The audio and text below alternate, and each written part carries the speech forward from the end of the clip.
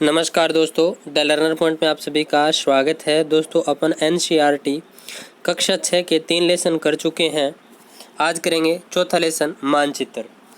तो दोस्तों short notes हैं, पीछे वाले भी शॉर्ट नोट्स हैं और समझाने की खूब कोशिश की है मैंने। आपके समझ में भी आ रहा होगा आई होप। और वीडियो को ज़्यादा से ज़्यादा लाइक किया करें, शेयर किया करें। कोई ऐड आए तो प्लीज़ स्किप ना किया करें ऐड को, ऐड आप पूरी देख लिया करें। बाकी वीडियो आप एंजॉय कीजिए, बार बार देखिए। सीटेट रीट किसी भी एग्ज़ाम की आप तैयारी करो, आपके लिए अत्यंत महत्वपूर्ण रहेगा। तो देखिए लेसन का नाम है मानचित्र। अब मानचित्र नाम है तो सबसे पहले अपन समझते हैं मानचित्र क्या है।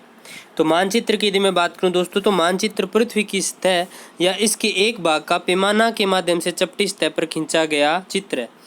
विशेष बात ध्यान रखना दोस्तों, इसमें पैमाने की सहायता से खींचा गया पृथ्वी की सतह पर एक खाका है ये, ठीक है। मानचित्र पृथ्वी की सतह पर इसके एक भाग का पैमाने के माध्यम से चपटी सतह पर खींचा गया चित्र है। तो पैमाने की सहायता से खींचा गया क्या है, चित्र है। और पृथ्वी के सभी भागों का नहीं, किसी एक भाग का, ये बात आपको ध्यान में रखनी है। मानचित्रों की यदि प्रकार की बात करूं तो मानचित्र 3 प्रकार के होते हैं। अपन ने तो 2 ही पढ़े थे, कौन कौन से, भौतिक और राजनीतिक। अब ये तीसरा कौन सा मानचित्र है वो भी आज अपन देखेंगे। तो 3 प्रकार कौन कौन से हैं। पहला है भौतिक मानचित्र, दूसरा है राजनीतिक मानचित्र और तीसरा होता है थीमेटिक मानचित्र। कौन सा, थीमेटिक मानचित्र। अब दोस्तों बहुत सारी है ना, अपन को ये लग रहा है कि चैप्टर बहुत छोटा है, लेकिन ये बहुत खतरनाक चैप्टर है। क्या है, खतरनाक चैप्टर है बहुत ज़्यादा। अब कैसे, सबसे पहले आता है भौतिक मानचित्र। तो भौतिक मानचित्र कौन सा होता है, जिसमें जो अपनी पृथ्वी है उसकी प्राकृतिक आकृतियों को दिखाया जाए। किसको, प्राकृतिक आकृतियाँ। प्राकृतिक आकृतियाँ कैसे, जैसे पर्वत हो गया, पठार हो गया, मैदान हो गया, नदी हो गई, महासागर हो गए, इन चीज़ों को दिखाया जाए, वो होता है भौतिक मानचित्र।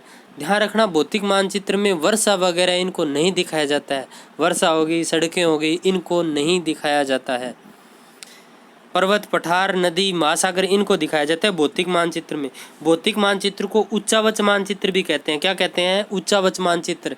तो ये शब्दावली भी आपको ध्यान में रखनी है, उच्चावच मानचित्र भी इनको कहते हैं। दूसरा आता है राजनीतिक मानचित्र। अब ये राजनीतिक मानचित्र कौन से होते हैं, तो राजनीतिक मानचित्र वो मानचित्र जिनमें राज्य, नगरों, शहरों, देशों, राज्यों और उनकी सीमाओं को दर्शाया जाए, वो राजनीतिक मानचित्र होते हैं। राजनीतिक मानचित्र सीमाओं से संबंधित है, जिसमें देश विदेश की सीमाओं को, राज्यों को, राजधानियों को, उनको दर्शाया जाए, वो क्या होते हैं, राजनीतिक मानचित्र। अगला बहुत अच्छा प्रकार आ रहा है थीमेटिक मानचित्र। कौन सा, थीमेटिक मानचित्र। ये आपने सुना ही नहीं होगा कि थीमेटिक मानचित्र कौन सा होता है। तो थीमेटिक मानचित्र की यदि बात करूं तो वो मानचित्र जो कोई विशेष जानकारी के लिए प्रयोग में लिए जाते हैं, थीमेटिक मानचित्र कहलाते हैं। कैसे, जैसे दोस्तों अपना कोई लेसन है, वहाँ पर बीच में चलते चलते वर्षा वितरण का एक मानचित्र आ गया। किसका, वर्षा वितरण का। तो वो क्या है, थीमेटिक मानचित्र है। अपन कोई पाठ पढ़ रहे हैं, पाठ के बीच में अपन को मिल गया उद्योगों से संबंधित मानचित्र, ऐसे उद्योग दर्शा दिए कि ये यहाँ पर उद्योग है, तो वो थीमेटिक मानचित्र है। अपन पाठ पढ़ रहे हैं, पाठ पढ़ते पढ़ते बीच में एक सड़कों का मानचित्र आ गया, तो वो थीमेटिक मानचित्र है। यानी विशेष जानकारी प्रदान करने वाले मानचित्र थीमेटिक मानचित्र होते हैं।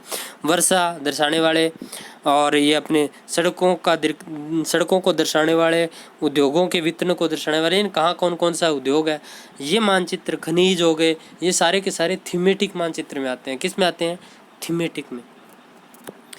नेक्स्ट देखिए मानचित्र के घटक कौन कौन से हैं। तो मानचित्र के घटक 3 होते हैं। यानी जब भी अपन मानचित्र बनाते हैं ना, तो इन 3 चीज़ों का ध्यान अवश्य रखते हैं। दूरी का ध्यान जरूर रखेंगे, दिशा का भी और प्रतीक का भी। दिशा हमेशा ऊपर लिखा रहता है ना, एन, ऐसे एन, और एक एरो का निशान सा ऐसे बना देते हैं, एन, यानी नॉर्थ दिशा। ऊपर की तरफ कौन सी दिशा है, नॉर्थ दिशा। दूरी का भी ध्यान रखते हैं, दिशा का भी ध्यान रखते हैं, यानी ऊपर नॉर्थ है। प्रतीकों का भी प्रयोग करते हैं, इधर नीचे प्रतीक बनाते हैं। दूरी का नीचे रखते हैं ना, कि 1 सेमी बराबर 10 किलोमीटर या 5 किलोमीटर, यानी 1 सेंटीमीटर है, उसका पैमाना इतना माना है हमने। तो दूरी, दिशा, प्रतीक, इन सब चीज़ों का अपन क्या करते हैं, प्रयोग करते हैं। ठीक है, दिशा का भी, दूरी के लिए भी पैमाने काम में लिया जाता है। ठीक है, दिशा का ध्यान रखने, प्रतीकों का प्रयोग करते हैं कि यहाँ पर जल जल जल जल है, तो यहाँ नीला नीला दिखा देंगे और नीचे नीला बनाकर आगे लिख देंगे जल या नदियाँ। ठीक है, यहाँ पीला बना दिया कि ये है। ठीक है, अब देखिए पैमाना किसे कहते हैं? तो पैमाना क्या है? सतह पर वास्तविक दूरी तथा मानचित्र पर दिखाई गई दूरी का अनुपात। अनुपात कैसे? वहाँ पर मैं जैसे ये सड़क दिखा रहा हूँ, कोई सड़क के बीच ये 1 सेमी है। क्या है? 1 सेमी, यानी 1 सेमी। नेक्स्ट आता है दोस्तों पैमाना। पैमाने की यदि मैं बात करूं दोस्तों, तो पैमाना किसे बोलते हैं? सतह पर वास्तविक दूरी तथा मानचित्र पर दिखाई गई दूरी का अनुपात क्या कहलाता है? पैमाना कहलाता है। क्या कहलाता है? पैमाना कहलाता है। और पैमाना दोस्तों, जैसे मैंने सड़क दिखाई कोई मानचित्र में, क्या दिखाई? सड़क दिखाई। अब इस सड़क के बीच की दूरी कितनी है? यहाँ पर मैंने 1 सेमी लिख दिया। क्या लिख दिया? 1 सेमी, ठीक है। अब नीचे मैं पैमाना लूँगा, यहाँ एक लंबी लाइन से खींच के ऐसे पैमाना लिख दूंगा कि 1 सेमी बराबर 10 किलोमीटर। 1 सेमी बराबर 10 किलोमीटर, ऐसे नीचे पैमाना लिखा रहता। तो पैमाना आपके समझ में आ गया होगा। अब देखिए कुछ कलर है दोस्तों जो विशेष रूप से प्रयोग में लिए जाते हैं मानचित्र में, और इन्हीं चीज़ों के लिए प्रयोग में लिए जाते हैं। नीला रंग जलाशयों को दर्शाने के लिए, ध्यान रखना, नीला रंग जलाशयों को दर्शाने के लिए।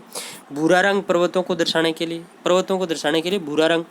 पीला रंग पठारों को दर्शाने के लिए, पीला रंग किसको दर्शाने के लिए? पठारों को। पीला पी पठार, ठीक है। हरा रंग है वो मैदानों को दर्शाने के लिए, किसको दर्शाने के लिए? मैदानों को दर्शाने के लिए। नेक्स्ट देखिए दोस्तों रेखा चित्र। अब रेखा चित्र क्या है?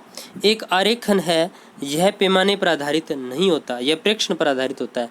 मानचित्र पैमाने पर आधारित होता है, रेखा चित्र पैमाने पर आधारित नहीं होता, ये प्रेक्षण पर आधारित होता है, अनुमान पर आधारित होता है, पूर्व अनुभव पर आधारित होता है रेखा चित्र, ठीक है।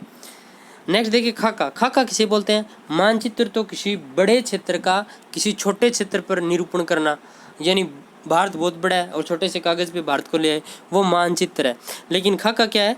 किसी छोटे क्षेत्र को बड़े पैमाने पर खींचना, रेखा चित्र ये खाका कहलाता है। क्या कहलाता है? खाका कहलाता है, ठीक है।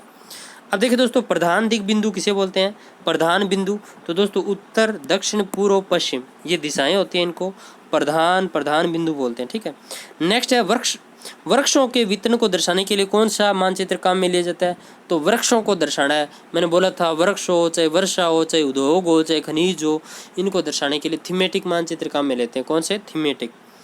नेक्स्ट देखिए दिक् सूचक। तो दिक् सूचक क्या है? एक दिशा सूचक यंत्र है दिक् सूचक, और इसकी किधर रहती है? सुई हमेशा उत्तर दिशा की ओर रहती है, ठीक है। तो ये थे दोस्तों आज के लेसन ये मानचित्र वाला। आपको कैसा लगा मुझे कमेंट बॉक्स में ज़रूर बताना।